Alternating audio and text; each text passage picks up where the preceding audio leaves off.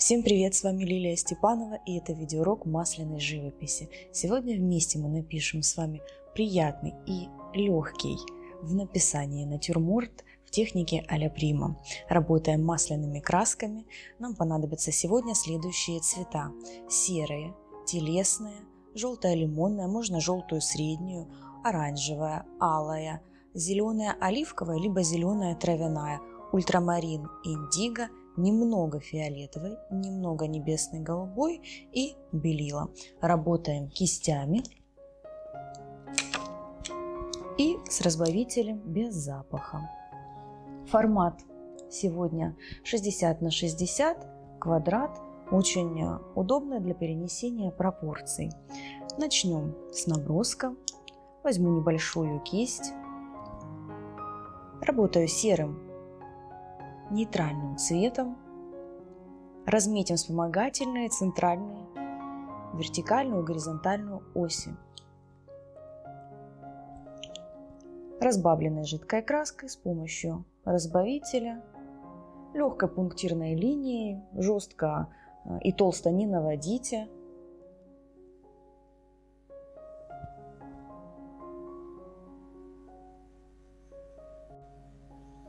Тонким слоем, пунктиром, вертикаль и горизонталь. И особое внимание прошу уделить основанию. В предыдущих мастер-классах мы уже проговаривали схемы построения. Еще раз повторю. Вот наша с вами большая ось. Мы обязательно в любом округлом предмете должны простраивать эллипсы. То есть это округлое донышко, округлая горловина. Вот мы с вами поставили здесь засечки. Это малая ось. Вот этот отрезок – малая ось эллипса. И плавно соединяем. Все, на этом я остановлюсь, пожалуй, и будем уже с вами приступать к тонировке. Фон у нас бежево-серый, в таких спокойных нейтральных тонах. За счет этого у нас выделяется наша яркая сочная ваза, контрастирует с фоном. Для фона я беру кисть пошире, кисть щетинная, немного трапециевидной формы. Вот такой вот тон получаем. Работая кончиком кисти, я совершенно вот так не прижимаю кисть. Я как будто бы штрихую кистью словно карандашом. Вот такой вот звук должен быть, но он будет в том случае, если кисть у вас щетинная.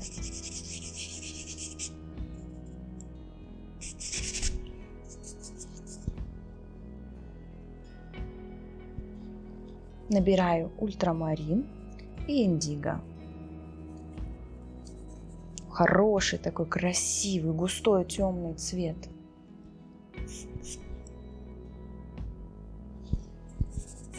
Рубленными плоскими мазками вот по направлению, вот здесь вертикально. Можно чуть-чуть где-то так вот запутывать свой штрих.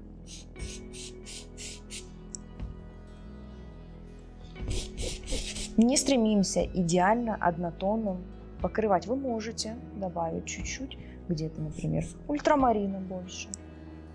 И на вазе оставляем такие же непрокрашенные участки, как и по нашему фону.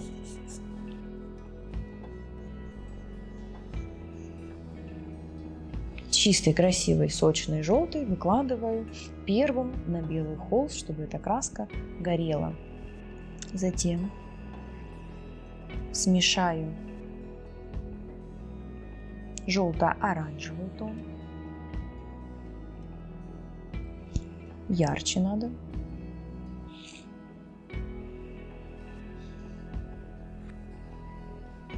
И такими же рубленными мазками заполняю середину. Где-то выхожу даже за пределы своего наброска. Ничего страшного. Немного оливковой, желтой. И все это погасить серым. Вот такой цвет у нас пойдет на теневую сторону желтой розы.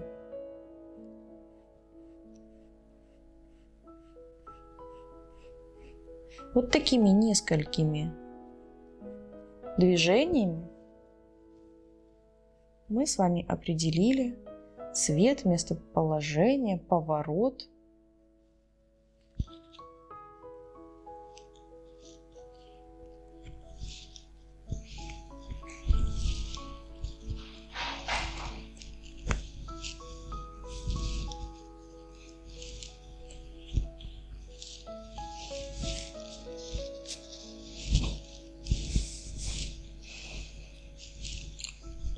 Поярче зеленый, в чистом виде я беру свою оливку.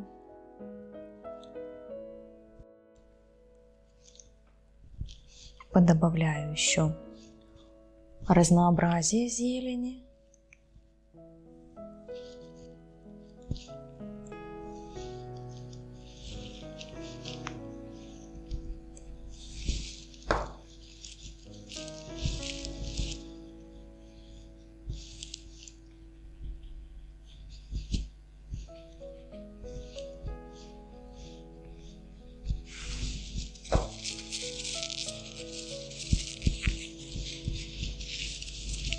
Вот это теневая.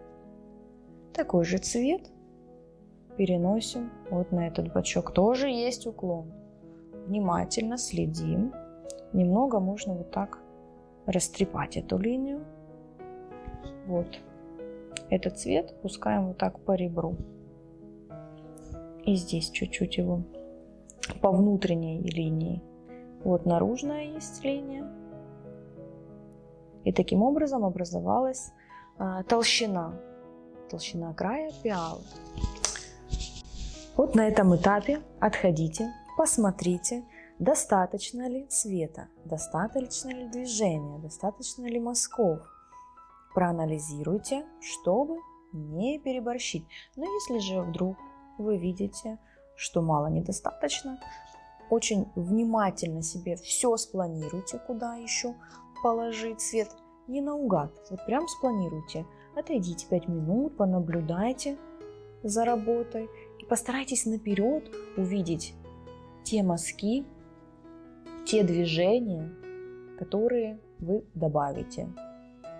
И обязательно подумайте, что вам нравится, что вы уже не будете трогать на своей работе.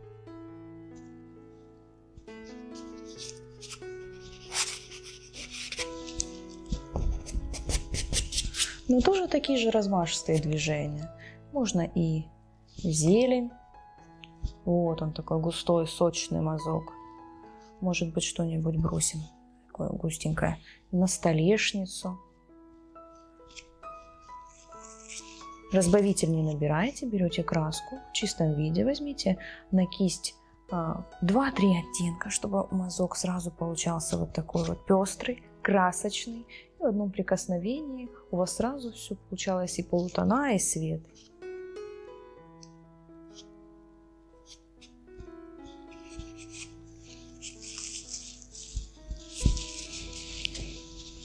Предлагаю отойти полюбоваться со стороны на то, что мы с вами сделали.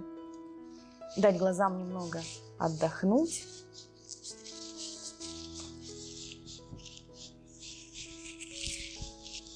И помните, что вы можете увеличить пиалу, уменьшить вазу, изменить форму вазы, дать больше цветов. Экспериментируйте. Будьте смелыми. Не бойтесь исправлять, не бойтесь испортить работу. А с вами была Лилия Степанова. До скорых встреч. Пока. Подписчики и гости канала, не забывайте писать комментарии, ставить лайки. Подписывайтесь на наш канал.